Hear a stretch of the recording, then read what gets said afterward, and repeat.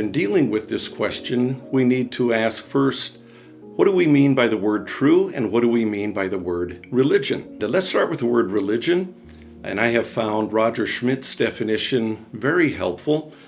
He defines religions as systems of meaning embodied in a pattern of life, a community of faith, and a worldview that articulate a view of the sacred and of what ultimately matters.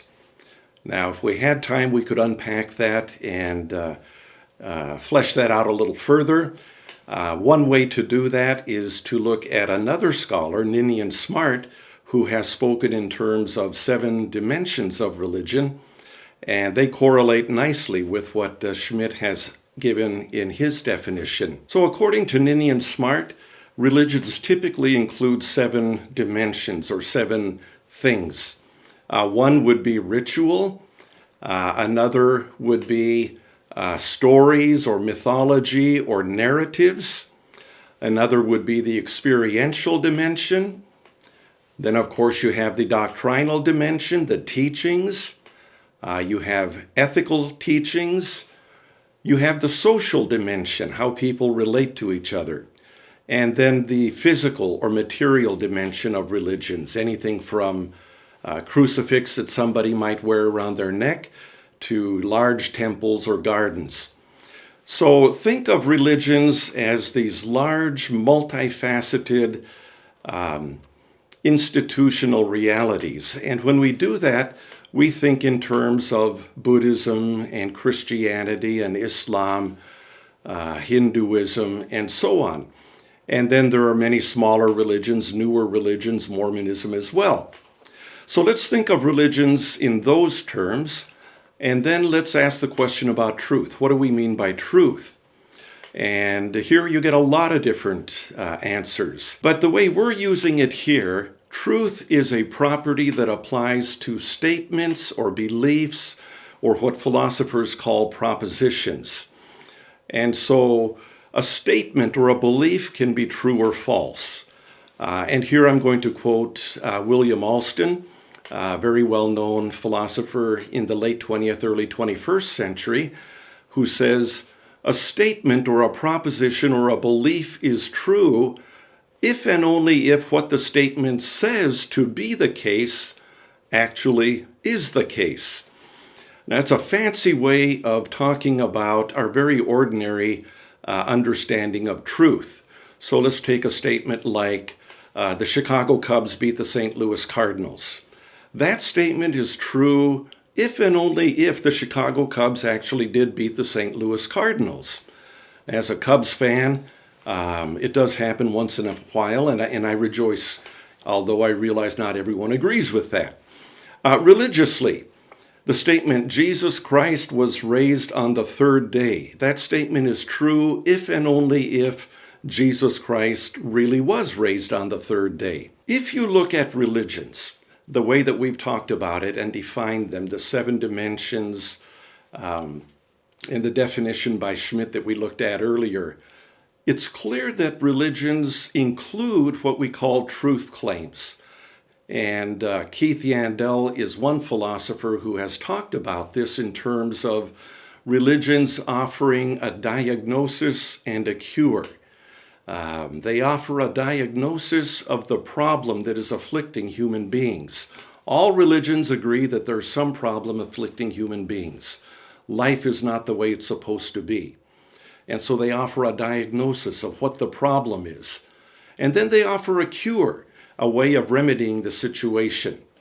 And a religion is true if its diagnosis is accurate and if its cure is effective. Now, with that background, if you look at the different religions in the world today and just pick up a standard textbook on world religions, it's helpful to ask 3 questions about the religions. What do the religions say is the nature of the religious ultimate? And I say religious ultimate here because not all religions believe in God. Not all are theistic. Buddhism classically is not theistic. There is no creator God. Jainism, the same. Some forms of Hinduism deny that there is a personal creator. So what is the nature of the religious ultimate? And then secondly, what is the nature of the religious predicament or problem? Is it sin? Judaism, Islam, and Christianity all answer the question in terms of some doctrine of sin, although Christianity and Islam do not agree on the nature or extent of sin. And then the third question, what is the nature of salvation or liberation or enlightenment? And you have to use all three words here because not all religions teach salvation. Theistic religions do, non-theistic religions don't. And if you look at those three questions, it becomes clear the religions are not all saying the same thing. From a Christian perspective, I think the two really fundamental questions to ask when we're looking at this, two questions. One, is there an eternal creator God? If there is, then religions which deny that there is an eternal creator God, at best are misleading, if not simply wrong. And then secondly, what is the nature of Jesus Christ? Who is Jesus Christ? And so even among the theistic religions, you'll get different answers to this question. Jesus, of course, is prominent in Islam, but he is a prophet, no more than a human being. And so, is there an eternal creator God? Some religions will say yes, and that takes you down one path. Other religions will say no, and that takes you down a different path. Then the question, who is Jesus Christ? And here you will have different answers. Only Christianity, only classical Christian theism answers the question by saying, Jesus is the incarnate Word, the incarnate Logos, in the language of John chapter 1. God become human, the one and only Savior for all humankind. If you answer in that manner, then you are clearly within the camp of classical Orthodox Christian theism. And other religions will give different answers to the question. So, can all the religions be true? Not if we understand truth and religion the way that I've outlined it here, and not if we take the teachings of the major religions on their own terms and not try to reinterpret them in a way that fits some other agenda. Now, having said that, I think we need to be clear.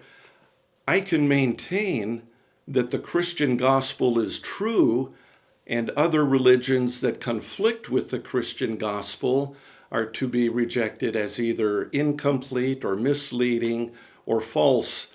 I can say that and still respect and admire truth and beauty and goodness in other religions and in the followers of other religions. And I think there often is truth in the teachings, especially the ethical teachings of many religions. There's often beauty, and many of the followers of other religions are morally very, very good people. But that's all different than asking and answering the question, are the core teachings of all the religions true? And I simply don't see how you can maintain that.